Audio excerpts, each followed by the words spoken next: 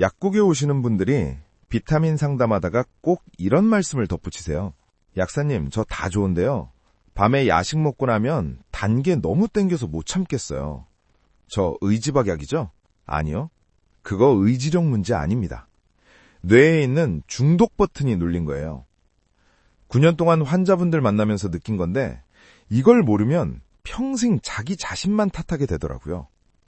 오늘은 실제 학술지에 실린 논문 2편을 가지고 설탕이 우리 뇌에서 어떻게 작동하는지 쉽게 풀어드릴 거예요. 건강 유튜버들이 늘어놓는 그런 자극적인 썰 말고요. 진짜 실험실에서 나온 데이터 얘기입니다. 자, 시작할게요. 설탕 중독을 이해하려면 먼저 하나를 알아야 해요. 뇌 보상 시스템이라는 게 있거든요. 쉽게 말하면 뇌 안에 카지노가 있다고 생각하시면 돼요. 맛있는 거 먹을 때, 좋아하는 사람이랑 있을 때, 딱 내 취향인 노래 들을 때, 뇌가 딱 신호를 보내요. 오케이, 이거 좋아, 또 해. 이 신호를 담당하는 물질이 도파민이에요. 도파민은 뇌가 주는 일종의 포인트 적립 같은 거예요. 방금 한 거 좋았어, 기억해둬, 또 해봐. 이렇게 알려주는 거죠.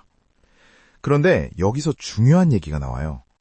코카인, 헤로인, 니코틴, 이 마약들이 어떻게 작동하는지 아세요? 이 도파민 시스템을 그냥 해킹하는 거예요. 뇌의 도파민을 자연적으로는 절대 도달 못할 수준으로 쏟아붓는 거거든요. 그러니까 연구자들이 이런 의문을 품기 시작한 거예요. 그럼 음식도 이게 가능한 거 아니야? 탕후루 먹을 때, 믹스커피 홀짝일 때, 그게 뇌에서 마약이랑 같은 방식으로 작동하는 거 아니야? 결론 먼저 말씀드릴게요. 맞습니다. 그리고 그걸 밝혀낸 실험이 좀 2008년에 프린스턴 대학교 아베나 약박사 연구팀이 논문을 하나 냈어요. 설탕 중독 연구에서 지금도 빠지지 않고 인용되는 논문인데요. 설명란에 링크 달아놓을게요. 실험이 이래요. 쥐들을 이렇게 관리합니다. 12시간은 아무것도 안 줘요. 그리고 나머지 12시간은 마음대로 먹게 해요. 일반 사료에다가 설탕물. 이걸 매일매일 몇 주 동안 반복해요. 자, 그러면 어떻게 됐을 것 같아요? 상상해보세요. 며칠이 지나자 설탕물이 나오는 순간 쥐들이 걸어가지를 않아요. 그냥 달려들어요. 퇴근하고 지쳐서 집에 들어오는데 배달 음식이 딱 도착해 있는 그 순간 있잖아요. 그 간절함, 그 허겁지겁하는 느낌, 그거예요. 근데 그게 매일 반복돼요. 연구팀이 쥐들이 설탕을 먹는 내내 뇌를 모니터링했는데 먹을 때마다 도파민이 확 치솟았어요. 자, 여기서 중요한 포인트가 나와요. 지금 운전하시는 분, 집안일 하시는 분, 이것만 들어보세요. 보통은요, 뭔가 맛있는 걸 처음 먹으면 도파민이 팍 올라가는데 계속 먹다 보면 반응이 점점 줄어들어요. 넷플릭스 시즌 1이 제일 재밌고 시즌 4쯤 되면 핸드폰 하면서 보는 것처럼 뇌가 익숙해지는 거거든요. 근데 설탕은요, 안 줄어요. 1일차 도파민 확 올라감, 7일차 여전히 확 올라감, 21일차 똑같이 확 올라감. 안 질려요. 마약이 매번 뇌를 똑같이 때리는 것처럼요. 이게 첫 번째 신호였어요.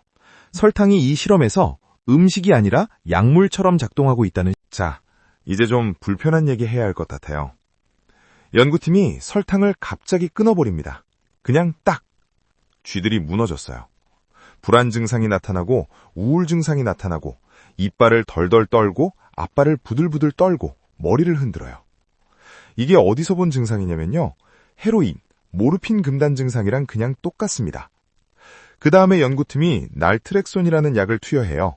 이름 어렵죠? 간단히 말할게요.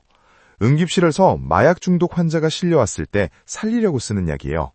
뇌의 아편 수용체를 차단하는 거거든요. 저도 이 약 9년 동안 현장에서 수없이 봐왔는데요. 처음에 이 약이 설탕 실험에 등장한다는 걸 보고 이게 무슨 소리야 싶어서 논문을 다시 읽었어요. 날트렉손을 줬더니 쥐들이 사시나무 떨듯 떨어요. 더 심해진 거예요. 이게 무슨 의미냐면요. 설탕이 도파민뿐만 아니라 뇌의 아편 경로까지 활성화시켰다는 거예요. 헤로인이 쓰는 그 경로랑 같은 거. 한 번 더 말씀드릴게요. 설탕이 뇌의 아편 시스템을 건드리고 있었어요. 비유가 아니에요. 논문 데이터가 그렇게 나왔습니다. 물론 설탕이 헤로인만큼 위험하다는 얘기 절대 아니에요. 효과의 강도는 비교가 안 될 만큼 차이가 나요. 근데 뇌에서 작동하는 경로, 그 메커니즘은 같다는 거예요. 설탕이 뇌 안에서 사실상 합법적 마약 노릇을 하고 있었다는. 자, 잠깐요. 지금까지 내용 한 줄로 정리할게요. 지금 다른 거 하면서 듣고 계신 분들, 이것만요. 설탕을 폭식 패턴으로 먹으면 뇌가 마약에 반응하는 것처럼 반응해요. 도파민 급등, 아편경로 자극, 그리고 끊으면 진짜 금단 증상. 여기까지가 첫 번째 논문 얘기고요. 이제 끊고 난 다음에 뇌에 무슨 일이 생기는지 두 번째 파트로 넘어갈게요. 이 부분이 솔직히 저도 처음엔 좀 당황스러웠어요. 연구팀이 쥐들한테 2주 동안 설탕을 완전히 끊었어요. 그리고 다시 줬을 때요. 설탕을 얻으려는 행동이 23% 더 강해졌어요. 23%. 이게 어느 정도냐면요. 귀로만 상상해 보세요. 레버를 누르면 설탕이 조금씩 나오는 장치가 있어요. 2주 동안 아무것도 없다가 다시 접근시켰더니 이전보다 거의 4분의 1을 더 눌러요. 미친 듯이 집착적으로, 쉬지 않고요. 이게 배고픔이 아니에요. 배고픔은 며칠 굶으면 줄어드는데 이건 오히려 강해진 거거든요. 뇌가 학습한 화학 신호를 쫓는 거예요. 이게 갈망이에요. 어디서 많이 들어본 패턴 아닌가요?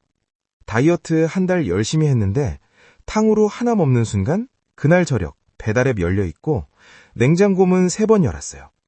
이게 의지력이 약해서가 아니에요. 뇌 보상 시스템이 과학적으로 예측 가능한 방식으로 작동한 거예요. 근데 여기서 하나가 더 있어요. 이걸 게이트웨이 효과라고 부르는데요. 설탕을 폭식했던 쥐들한테 나중에 알코올을 줬더니 설탕을 한 번도 안 먹었던 쥐들보다 훨씬 많이 마셔요. 설탕이 이미 뇌를 감작시켜 놓은 거예요. 다른 중독성 물질에 더 쉽게 반응하도록 문턱을 낮춰 놓은 거죠. 이 의미를 잠깐 생각해 보세요. 자, 이제 두 번째 논문이에요. 2025년에 브레인 앤 비헤이비어라는 학술지에 실린 리뷰 논문인데요. 이거 작년에 나온 따끈따끈한 데이터예요. 수십 년간 쌓인 설탕과 뇌 연구들을 한 곳에 싹 정리한 거거든요. 오래된 얘기가 아니라 지금 최신 신경과학이 설탕에 대해 뭐라고 하는지를 담은 논문이에요.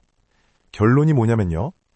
설탕을 장기간 꾸준히 많이 먹으면 도파민 시스템에 내성이 생겨요. 마약을 계속 쓰면 같은 효과 내려고 점점 더 많은 양이 필요해지는 것처럼 뇌가 같은 만족감을 유지하려면 점점 더 많은 설탕이 필요해지는 거죠. 그리고 동시에 다른 것들이 재미없어져요. 운동해도 예전만큼 기분이 안 좋고 집밥이 밋밋하게 느껴지고 좋아했던 취미가 예전만큼 즐겁지 않아요. 뇌의 도파민 시스템이 설탕 기준으로 맞춰져 버리니까 나머지는 다 심심하게 느껴지는 거예요. 그리고 이 논문에서 제가 특히 주목한 부분이 있어요. 설탕을 많이 먹으면 전두엽 기능이 저하돼요. 전두엽이 뭔지 상상해 보세요. 뇌 앞부분에 있는 영역인데 자기 통제, 의사결정, 이거 담당하는 곳이거든요. 그 부분이 만성적인 설탕 섭취로 약해지면 설탕을 참는 게 실제로 물리적으로 더 어려워져요.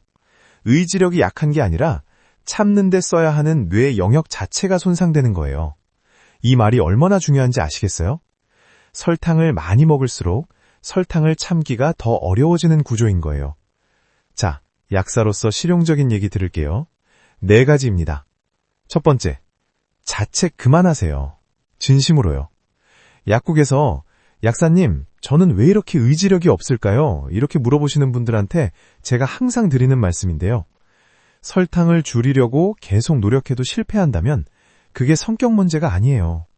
뇌과학이 그렇게 될 수밖에 없다고 이미 설명하고 있는 거거든요. 두 번째, 갑자기 끊으려고 하지 마세요. 설탕을 갑자기 끊으면 진짜 불안감, 짜증, 무기력이 생길 수 있어요. 뇌는 급격한 변화를 싫어하거든요. 천천히 조금씩 줄이는 게 도파민 시스템을 리셋하는데 훨씬 효과적이에요. 세 번째, 도파민을 다른 방식으로 채워주세요. 뇌는 어딘가에서 도파민을 채우려고 하거든요. 가장 연구가 많이 된 자연적 도파민 부스터가 운동이에요. 20분 걷기만 해도 실제로 도파민이 분비돼요. 설탕 먹을 때만큼 강하진 않지만 뇌가 리셋되면서 시간이 지나면 그 감각이 점점 커져요. 네 번째, 이게 제일 중요한 거예요. 액상과당입니다. 2025년 최신 논문에서도 이걸 콕 집어서 경고해요. 한국 사람들 배달음식 먹고 나서 입가심으로 마시는 달달한 음료들 있잖아요. 믹스커피 한 잔, 편의점 주스 한 캔. 그거 뇌 입장에서는 정지신호 고장난 폭주기관차예요. 일반 설탕과 달리 과당은 배불러요 라는 신호를 뇌에 제대로 전달 못하거든요. 인슐린이랑 렙틴, 이 두 가지 포만감 신호가 제대로 안 켜지는 거예요. 그래서 배가 찬 상태에서도 계속 들어가는 거예요. 마트 가셨을 때 뒤에 성분표 한 번만 확인해 보세요. 과당, 액상과당, 이성화당이라고 쓰여 있는 거예요. 생각보다 훨씬 많은 제품에 숨어 있을 거예요. 자, 정리할게요. 논문 2편. 하나는 2008년, 하나는 2025년. 실제 실험실에서 나온 진짜 데이터예요. 그리고 이 데이터들이 하는 말은 꽤 명확해요. 설탕을 폭식 패턴으로 먹으면 뇌는 마약에 반응하는 것처럼 반응합니다. 도파민, 아편경로, 금단 증상, 갈망, 내성, 자기통제력 저하. 여러분이 의지력이 없는 게 아니에요. 수만 년 전에 절개된 뇌를 설탕이 넘쳐 흐르는 현대 세상에서 쓰고 있는 거예요. 탕후루가 있고 믹스커피가 있고 배달앱이 24시간 열려있는 세상에서요. 그건 개인의 실패가 아니에요. 뇌의 생물학적 특성과 현대 식품 환경이 충돌하고 있는 거예요. 이제 아셨으니까 조금은 달라질 수 있어요. 도움이 됐다면 다음 에피소드에서 뵐게요. 매주 실계 논문 가지고 이렇게 쉽게 풀어드릴 거예요. 전문 용어 없이, 과장 없이, 논문에 있는 내용 그대로요. 설명란에 오늘 논문 2편 링크 달아놨으니까 관심 있으신 분들은 확인해보세요. 다음 편에서 봬요.